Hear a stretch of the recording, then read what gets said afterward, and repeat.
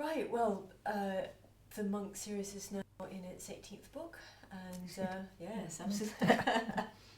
Yes, and that's, been a very interesting development. I mean, it sort of felt like the creation of your maturity rather than kind of stumbling into the pit. What it really was I think, the beginning of a degree of confidence. I had a new publisher, and I wasn't sort of lurching from one story to the next, hoping it would be accepted. It was actually commissioned in advance. Yeah. So I wasn't worrying, do I eat this year? Indeed. I was thinking, providing I make it reasonably good, I do. And it's amazing what a little bit of, hey, we believe in you, will do. Suddenly you think, hey, I can fly, I can do anything. So I started off with a completely different kind of character. Somebody who had major problems, wasn't necessarily a basic good guy. And the actual face, features, etc. of Monk, I dreamt. I dreamt I was sharing a house with this man, and we had a complete demarcation line. One part was his and one part was mine. And we quarrelled every time we met, but I knew he would never actually hurt me. And I took that character that was in my imagination, and I made him Monk. Monk wakes up in a hospital one day, and he has no memory of himself at all. He has to discover himself only through the evidence of other people. And I think that would be a very, very uncomfortable situation, because evidence will tell you what you did. You don't remember why. And there's a saying that if you were to walk a few miles in somebody else's shoes, you would understand them so much better. To understand is to forgive. But when we judge ourselves, we do understand, and when we judge others, we don't. And I want him eventually to make the journey from trying to from judging others with ignorance, and himself as well, and wishing to understand himself, wishing with the same diligence to understand other people. Well, it's really interesting. And of course he starts off and realises that actually people haven't liked him. No, and not a very nice person. What's that about? The idea that you have no idea why people are scared of you, and or who is your friend and who's your enemy. Well, that's who you owe and who may owe you. He's very clever and funny sometimes, but he's also very abrasive. And of course, to begin with, he's also frightened. Yes. Badly frightened, with very good cause. And he does, through the course of 8 or 9 of these books, get to learn more about himself and lay some of the ghosts and have more confidence. But he still is a man who doesn't know himself, which is, let's face it, to many degrees that's many of us, isn't it? Yes, very much so. If your life has always been much the same, you may have lived with people who know you well enough that you feel you know yourself, but most of us don't. No, absolutely. So, interestingly, unlike Pitt, who feels as if he had inner resources to be Yes. a man of integrity, with Monk it feels much more like a conscious decision that he realises who he has been gradually, Yes. but then decides that he wants to be that person of integrity. Yes, and he has to work at it a great deal. The fact that Hester loves him and believes in him gives him an anchor, but that doesn't come immediately. And I think he's a little bit more aware than Pitt is that you can lose that.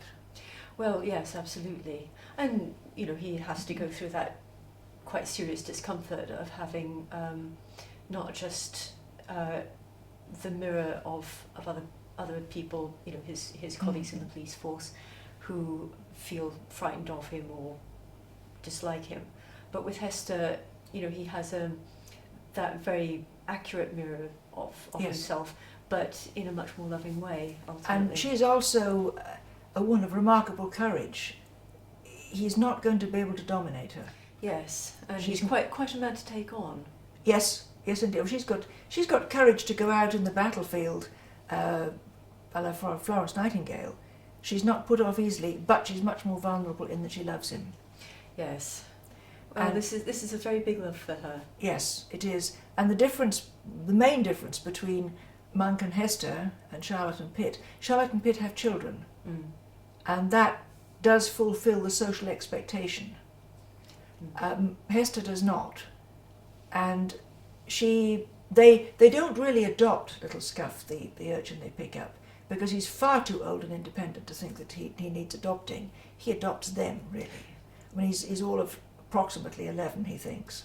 Well, all the same though. I mean, it's hilarious watching Yes. him looking after Monk, who he just thinks is, just Yes. so naive in the ways that Yes.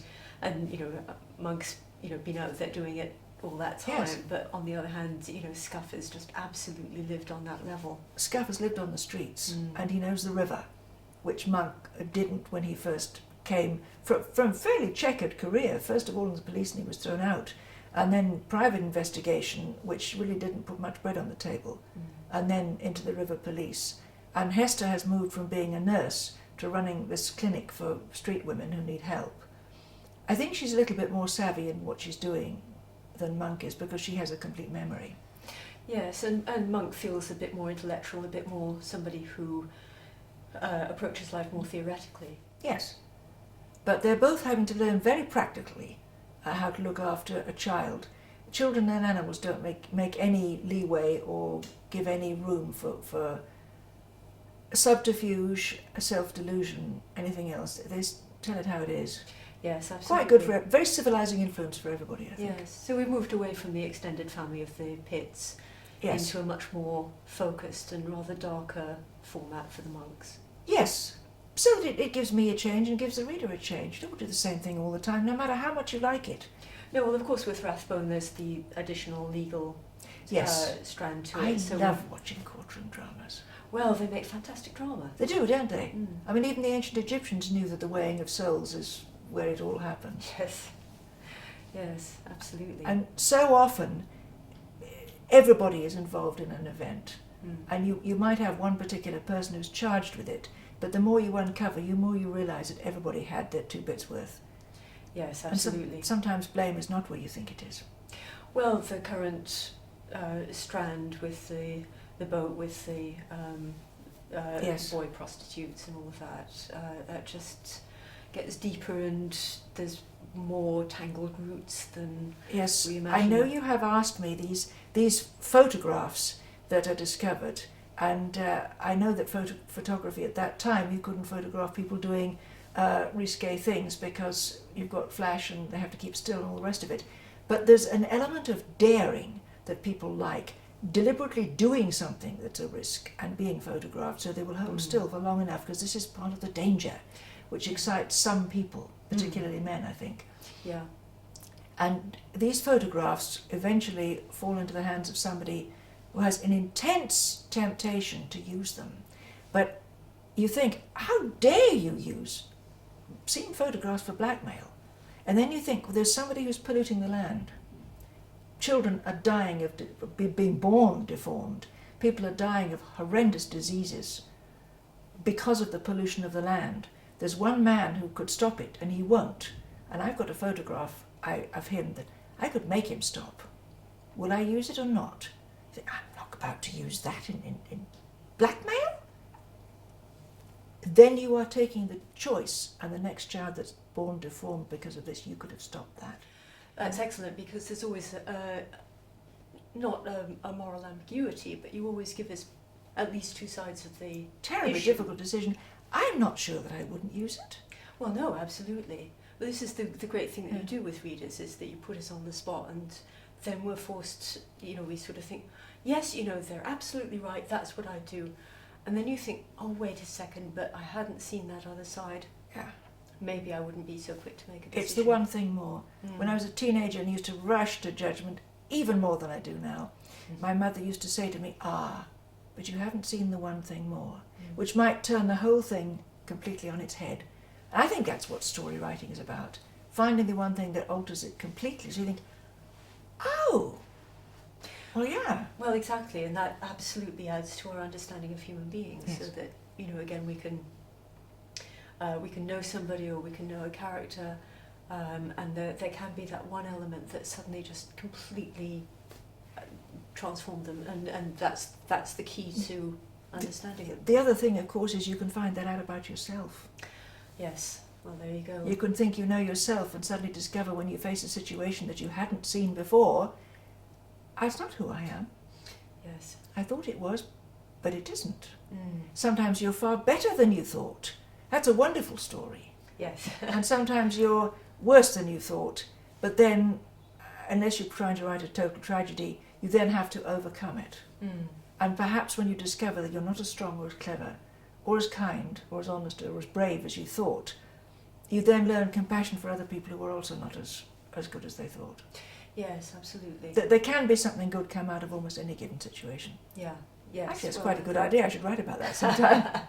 Well, that's one of the other great things, is that you always give us room for hope. And I basically have hope. well, I think that's fantastic, because you take us into some very dark and challenging areas, but at the same time, you know, we always feel when we come out of it that it's not a rosy picture uniformly, but that, you know, there is hope for human beings, there is hope for situations. There is always hope. There's no place you can go to that you can't come back from if you're prepared to pay the fare. Mm.